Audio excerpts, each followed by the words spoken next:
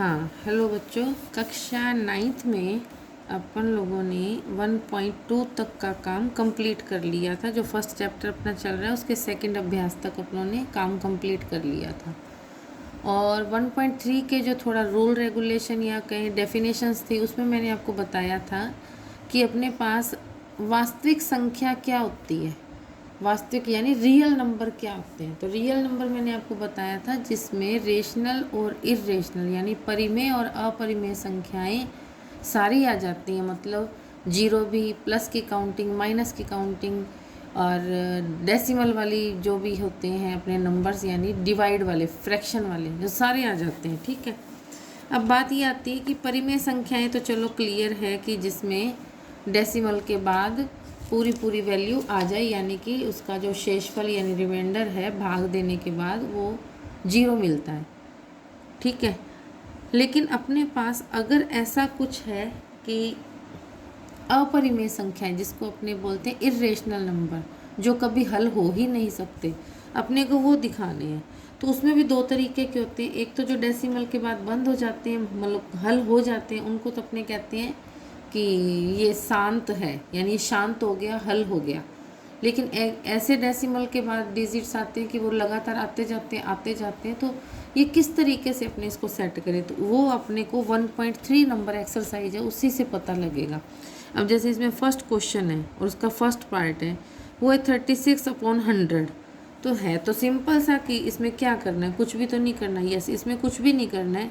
36 divide by 100 करेंगे तो इसको मैंने जानबूझ के ऐसे भाग दे के दिखाया कि पॉइंट लगाया 3 और 6 पे ये चला जाएगा। ठीक है, अब इसमें आप गौर से देखो, नीचे अपने पास क्रॉस आ जाता है। क्रॉस माने शेषफल यानी रिमाइंडर जो है वो 0 आ गया। तो डेसिमल के बाद कितने डिजिट्स लिए अपनों ने, 2 डिजिट, और हल किया तो ये शेषफल 0 आ गया, अपना 0 आ गया। इसका मतलब क्या है कि ये हल हो जाता है। अगर ये हल हो जाता है तो ये वाला कौन सा अपने पास प्रसार हुआ, यानी ये जो एक्सप्रेस अपनों ने किया, इसको पूरा एक्सप्लेन किया है, ये कौन सा है, शांत दशमलव यानी कि शांत डेसिमल वाला। इसको कहते हैं टर्मिनेटिंग डेसिमल। ठीक है, तो ये ध्यान से देख लेना। इसी के ऊपर अपने आगे क्वेश्चन भी पूछे जाएंगे, एग्ज़ाम में भी पूछे जाते हैं, हाफ मार्क का या 1 मार्क का। तो तब बच्चे जवाब नहीं दे पाते। थोड़ा ध्यान से, जो पूरा आ गया नीचे मतलब 0 मिल गया हमें या क्रॉस आ गया रिमाइंडर यानी शेषफल का डेसिमल के बाद हल करने पर, उसे शांत यानी कि टर्मिनेटिंग डेसिमल वैल्यू बोला जाता है। तो ये ध्यान रखना। ठीक है, अब जो सेकंड पार्ट है 1/11 है। तो 1 को तो अंदर रखेंगे अपने और 11 का अपने टेबल की जगह रखेंगे। तो अपने को हल किया तो हल तो आप खैर कर ही लोगे, लेकिन मैं वैसे बता रही हूँ कि बार बार 0.090909 आएगा।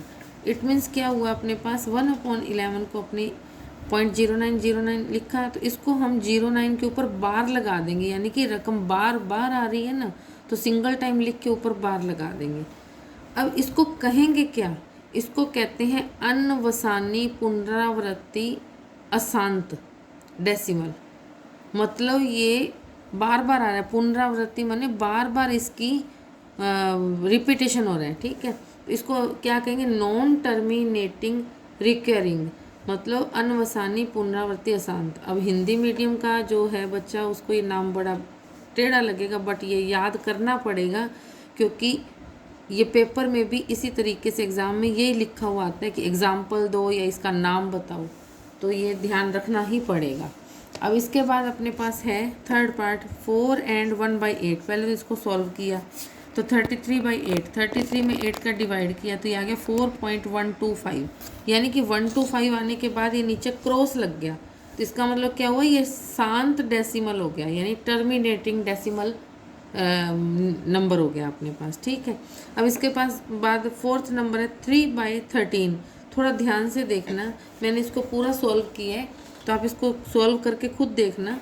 अपने पास हल करने के बाद कितने डिजिट है पॉइंट के बाद, डेसिमल के बाद 1 2 3 4 5 6, यानी 6 डेसिमल तक इसको अपने हल करेंगे, लेकिन वापस कहाँ पहुँच जाएंगे, वापस 3 पे पहुँच जाएंगे। 3 से शुरू किया था, 3 पे पहुँच गए। इट मीन्स क्या, ये रिपीटेशन इसमें भी होएगा। तो ये भी क्या बन गया, अनवसानी पुनरावृत्ति मतलब नॉन टर्मिनेटिंग रिकरिंग नंबर बन गया। तो ये ध्यान रखना। अब जो क्वेश्चन आपको बताने जा रहे हैं वो एक मैजिक के स्टाइल का, ये मैजिक तो क्या कहेंगे, मतलब एक अजीब सा क्वेश्चन है। अजीब का मतलब इसको आप एक अच्छा एग्जाम्पल के तौर पे ध्यान रख सकते हो। तो ये क्वेश्चन है सेकंड नंबर, 1/7 की वैल्यू उसने सॉल्व करके हमें दे रखी है। वो क्या है, जीरो तो लगाते हैं कि डेसिमल दिखाई पड़ता रहे, ये वाला जो पहले जीरो है, ठीक है। तो इसका आंसर क्या है 1/7 का 142857, क्योंकि डेसिमल के बाद सिंगल सिंगल डिजिट बोला जाता है। आपकी हेल्प के लिए मैं सीधा बोलती हूँ, 14 28 57, ऊपर क्या लगा हुआ है, बार लगा हुआ है, ठीक है। बार का मतलब क्या होएगा, बारी बारी यही रकम आएगी, हल होएगा ही नहीं पूरा, ठीक है। तो एक बात तो ये होगी कि नॉन टर्मिनेटिंग है, ठीक है। अब वो कहते हैं कि अगर ये इतनी रकम है तो 2/7 यानी 2/7 क्या बनेगा, इट मीन्स क्या है, 2 से मल्टीप्लाई करना है 1/7 का। 1/7 की रकम पुट की, इसको 2 से मल्टीप्लाई किया, तो ध्यान से देखो क्या बन गया, इसमें आएगा 285714। तो ये है क्या, थोड़ा ध्यान से, अपनी ये रकम क्या थी 142857, इसमें भी वही डिजिट है, डिजिट वही है, बस वही घूम घूम के आते रहेंगे। 142857 समझ आ गया। अब 3 से मल्टीप्लाई करोगे, प्रोसेस वही है मल्टीप्लाई करने का, आंसर क्या आ जाएगा, ये 14 बन गया 2857, ठीक है। हाँ, अब जैसे 4/7 निकालना है तो 4 × 1/7, ये भी हल किया, तो ध्यान से देखो 142857 हो गया। 5/7 का आंसर देखो 142857, फिर है 6/7 142857, तो सेम वैल्यू आ रही है। अब इसमें क्या पता चलता है, इसमें यही है कि 1/7 वाली जो डिजिट है इसको अगर हम हल करेंगे तो आंसर यही है 142857, लेकिन ये इसका क्रम बदलता रहता है।